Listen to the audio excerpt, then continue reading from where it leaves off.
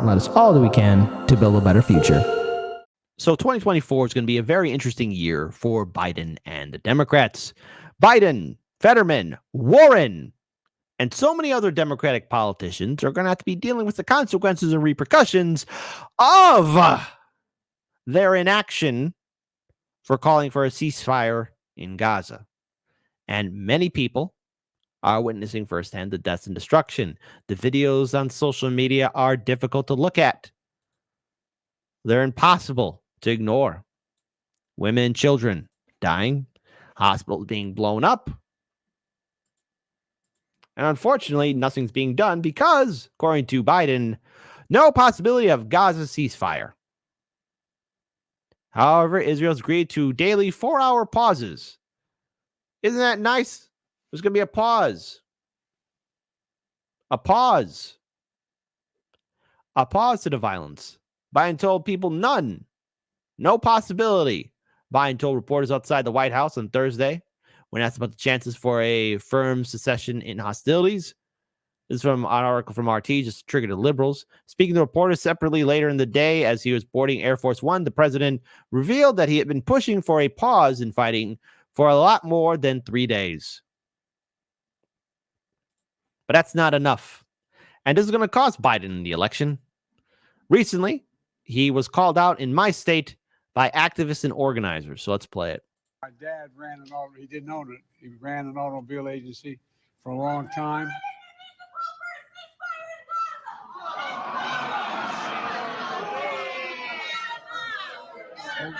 No, let her go.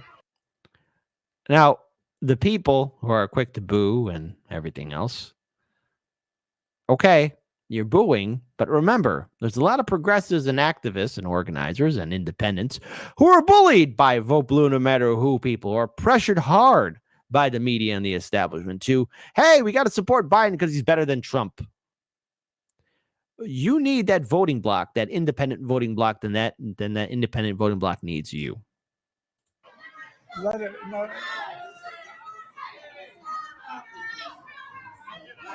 no, let it. It's okay. Anyway.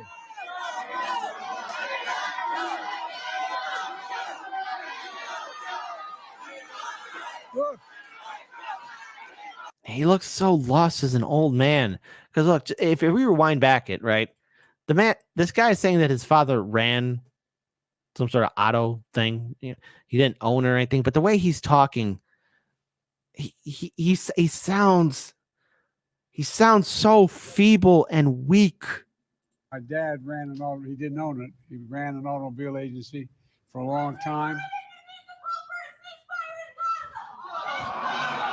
He just doesn't look like he's there. He doesn't care because he knows that at the end of the day, he's at the end of the road. No, let her go. Let it,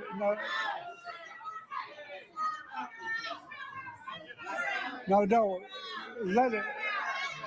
It's okay. Anyway.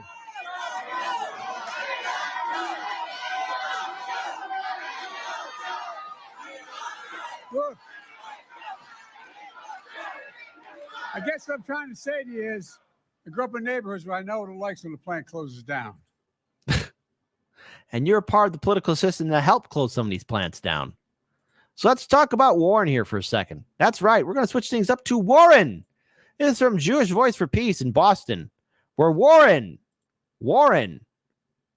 everybody's favorite, Elizabeth Warren, a Palestinian woman who's lost 68, family members in Gaza, confronts Senator Warren. She had no answer. She mobilizes Harvard students and others in Cambridge to disrupt Senator Warren at a dinner. We'll keep disrupting until our politicians listen to us and call for a ceasefire.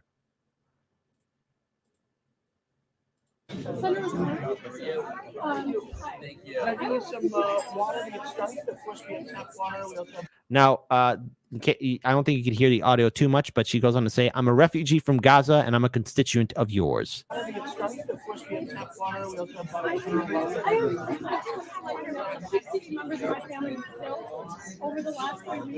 So she said that 68 members of her family were killed. I just want to know how many more have to die before you're going to call for a ceasefire. I just want to know how many more have to die before you're going to call for a ceasefire. I don't know. What do you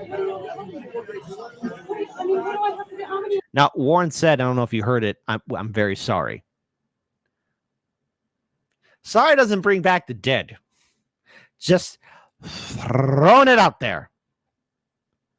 And the young woman says, how many more of my family has to die for you to call for a ceasefire?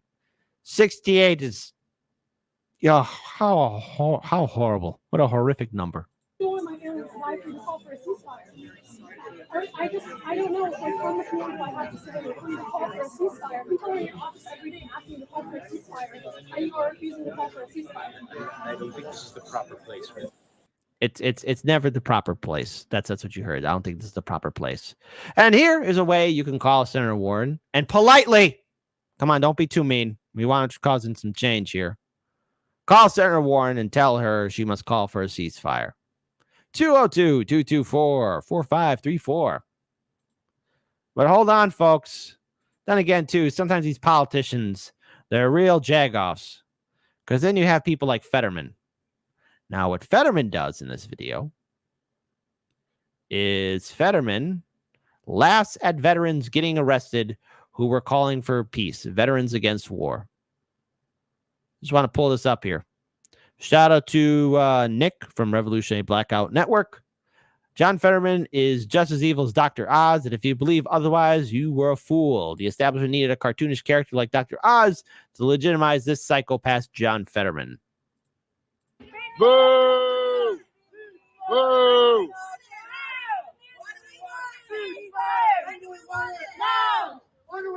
And of course, Fetterman, a U.S. senator, is laughing at veterans who are calling for peace, and Fetterman is also waving an Israeli flag.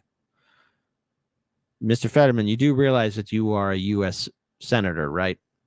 The old red, white, and blue. 13 stripes and a hell of a lot of stars. Right?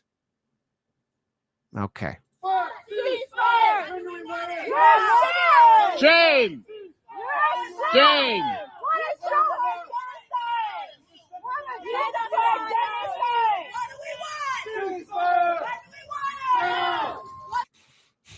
And you look, maybe I'm just being a little bit old-fashioned, but I find it rather annoying that we have a U.S. senator parading down the halls of the Senate in short pants and a hooded sweatshirt. I mean, for the love of God, I'm not expecting much for these politicians, but at least dress the goddamn part, okay? Suit and tie, looking professional, whatever. I mean, if you're going to, walk out casual, just save it. Maybe, I don't know, when you're off the grounds, looking a little bit respectable. Maybe that's just me. Maybe that's just me. What do we want? Ceasefire! When do we want it? Now!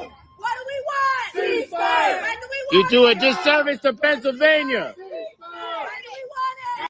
want it? So, people of Pennsylvania, hey, I'm calling you out, people of Pennsylvania. I'm going to ask you a question, especially to my viewing audience from Pennsylvania. Type in the comment section below. How's John Fetterman represented your state in the Senate? Type 1 for, he's doing a fantastic job. Okay. Type 2, man, the guy's a clown and does a disservice. Because with Warren, Biden, Fetterman being confronted by activists and organizers and people who want to call for a ceasefire, there's going to be consequences and repercussions. This is from Case Study QB. And while I may not agree with Premier Jayapal, she does give this severe warning about how this will play out in 2024. Because remember, vote blue no matter who. You guys were on the warpath in 2020, bullying people, telling us that we had to vote for Biden. Hard Lens Media, myself and Daniel, RBN, Do Dissidents, Jimmy Dore, we were constantly bombarded by the vote blue no matter who sycophants because, we were telling people, hey, vote independent, or it's okay not to vote, or you don't have to vote for Biden or the Democrats. And when we did offer real criticism towards Biden and the Democrats, we were called Trump supporters. Yeah, I take offense to that because now it's becoming abundantly clear that the people who you bullied and voted are not going to fall for those same tactics. No one should. But our biggest swing voter is our base, who will probably not turn out to vote. Let's listen to that one more time. I'll play the rest of it in its entirety. But our biggest swing voter is our base, who won't swing to Donald Trump or a Republican, but they will swing right out to the couch if they don't think that it's worth their time, nobody's paid them attention, or they're being ignored or taken for granted. They won't vote. And we know what happens when that happens. It's 2016 all over again. You're nodding, Yarrow.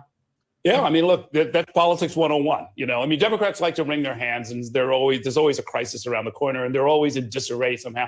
But the reality is the Democratic Party is a cluster of activist groups, right? At its base, there's the labor movement, there's young people, there's the women's movement, and they do have to be sort of cultivated and activated and mobilized and energized and informed. And it's very expensive and it's a lot of work. And I guess they're feeling like they're a little bit behind on their chores. Yes, but I mean, it takes both wings to fly. Democrats need their base just like Republicans do. But I'm glad you like that. I love that. Yeah. But you also need the center of the political spectrum, right? You need those actual swing voters and swing votes in swing states to turn out. And those two things can be in tension. In some cases, they're necessarily in tension. But I don't think, when you look at polling and perceptions that the Democratic Party, many folks shockingly say it's as extreme as the Republican Party. I want to get into false equivalence to that. But the reality is that, a lot of folks see them spending a lot of time to the base and not enough reaching out to the center. You need to do both. So it's not mutually exclusive, and we should ditch that kind of thinking.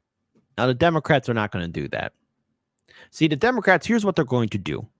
The Democrats are going to use the tried and true tactic of bully, push around, yell at, point fingers, and victim blame.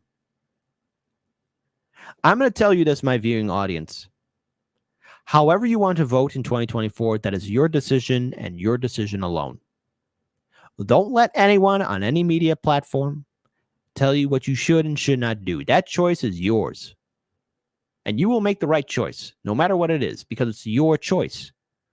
But the Democrats want to bully you into telling you, you got to vote for us because Trump. The evil boogeyman Trump, Donald Trump, is going to hurt you. What, is Donald Trump going to knock on your door or chop it down with an axe and say, here's Trump, and chase you down the street? I'm not going to lie, that would be funny. Donald Trump going into somebody's random's house and just attacking with an axe, okay? But nonetheless.